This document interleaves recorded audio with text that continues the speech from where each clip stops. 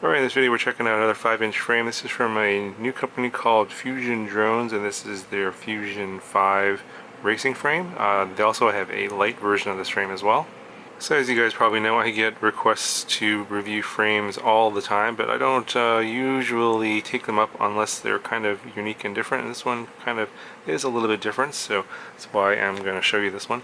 In a lot of ways there's a lot of similarities to concurrent designs, but there's also a couple new things here I thought I'd share. So let me just go over the parts first. Typical individual arms here. You got your 5mm arms. Very nice carbon. I'm not sure where they get this stuff cut at, but it's pretty solid. The arms aren't chamfered. Actually, none of the parts are chamfered, but it's pretty clean. These side plates are 2.5mm. I think this frame is going to be pretty solid. And then you have the base plate here. It's 3mm with countersunk screws, so the bottom is flat. And then you have your, I think this is a 20x20 and 30x30 mounting pattern here. It's actually 20x20 with two different forward and backward locations and a 30x30 mount. And then they use these 1.5mm little plates here to hold the arms together with the press fit nuts. So the main thing I thought was a little bit different here was the way that they have this little TPU cage where the camera mounts, and then they have these other TPU parts here that will basically hold the cage or the canopy to the bottom plate. So you have these pieces here, and then a standoff goes through these holes here. So I ought to do a pretty good job in terms of vibration dampening and keep things pretty much secure in the canopy. Now I will put this together and I'll show you how all this goes together, but basically I think this part here, this here where the VTX antenna pops out, I think this goes out the back. But yeah, I'll basically put this together and then I'll kind of show you the way it looks all together and also the weight. Okay, so I got like the front part of this put together. I just want to show you how this is done. It's actually not that difficult. There weren't any instructions on the website, but it's pretty straightforward. The shorter of the screws here for these countersunk screws goes into the outer part of the arm connection here, and then the longer screw goes into the inner part here, and that goes all the way through, and there's a press fit nut there, and then this TPU part goes on top of that. There are some indentations, as you can see there. That's where the press fit nut will go in, so this will sit flush, and then that screw will come all the way through, and then you can use these nuts, these little lock nuts that will basically hold this piece down to the main frame. Then you're going to then stick a standoff through here. You probably should do that before you screw it on, and then the side plates are going to screw into the standoff that's going through here in the front and in the back. That's how the canopy is secured, and as well as the camera. So that's pretty much it. Come back, I'll finish the frame up, and I'll talk about it a little bit more. Okay, for getting the canopy on, you want to put these standoffs into the TPU part first, and then you want to secure the side plates to those standoffs, and then the whole top cage will then get secured to the standoffs on the frame, and it's all through these smaller screws here. So that's pretty much it. I finished it up and we'll take a look at it. Okay, so here it is all put together, and there was one extra standoff I forgot about. It doesn't actually go into the TPU, it just sits on the inside. I'll show you that here in a second. This is one of the reasons why I like this design, is you have the TPU holding the top cage on. It's pretty secure. I mean, it's a fairly solid TPU block there.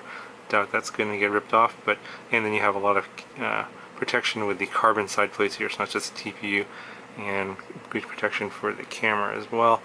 But you just put these two screws in the back and just take off the two screws in the front. It's easy to get inside and do your maintenance on whatever's going on inside here. So this is why I kind of like this design. It's very easy to get in there. Solder up a new motor, for example. That's going to be a common repair in racing. This is the main reason why I went ahead and decided to go ahead and review this frame. This is this unique feature. I don't know, maybe this is not so unique, but I don't know, I kind of like it. But on the inside here, this is where that fourth standoff is. there. I'm not sure if you really need it or not. I mean, it should be pretty solid. It's just maybe extra weight. You could remove that as an option if you want to save a few grams. But that's in there as well. I think the 3 here on the top should be enough protection. And then you just pop this down, pop in the 2 screws, and then, you know, that'll be your frame. So let me put those screws in and let's get some measurements. Okay, so here is what the frame weighs, the bare frame, nothing else, coming in at 85 grams, 85.3. There's a lighter version as well. I'm not sure what that is, but it's also cheaper. I think it's like 35 versus 50. Okay, the motor to motor distance is coming in around 200 and looks like 17 millimeters. The the side to side is coming in around 144 millimeters. And the front to back is about 163 millimeters. So yeah, it's a little bit of a stretch deck frame. I think it's pretty popular these days. Now, one thing that I think was missing is a little piece right here. It's a giant hole for where you're supposed to screw in the camera. I believe that's a TPU part, and that was missing from my kit. I think I saw that in the photos. So yeah, I'm not exactly sure how to mount a camera on this one. Maybe the owner of Drone Fusions could answer in the comments as to what this is and how the camera should be mounted. I'm pretty sure that there's a piece that's missing, that like a TPU part or something like that, that will allow camera to be mounted there. Otherwise, I think you're going to need something there, because I think that's there so that you could adjust for different kind of cameras that have different lenses and also length, so you can go forward and backwards. But obviously it's way too big for a standard camera screw, and I think that's the part that was missing from my kit. So yeah, the owner of FuzionDronz, if you know what's going on with that, please comment down below. That's going to do it for this video. If you guys have any questions, let me know, and I'll talk to you guys in the next one. Many months later. Okay, so it's been a couple of months since I filmed the first part of this video, and I contacted the manufacturer of this frame, and they sent me the part here. This is the TPU part that fits into the little hole there, and you see this little M2 screw holder for the camera, and he sent along some spares. It just looks like this. Pretty simple part. I'm not sure how that got lost the first time. It's a really tight fit.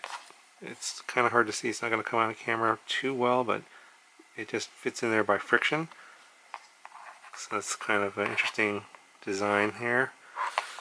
And the reason it took actually more than 2 months actually, is the first shipment of these that he sent must have gotten stolen by customs again. I seem to be losing packages and customs at a really rapid clip these days.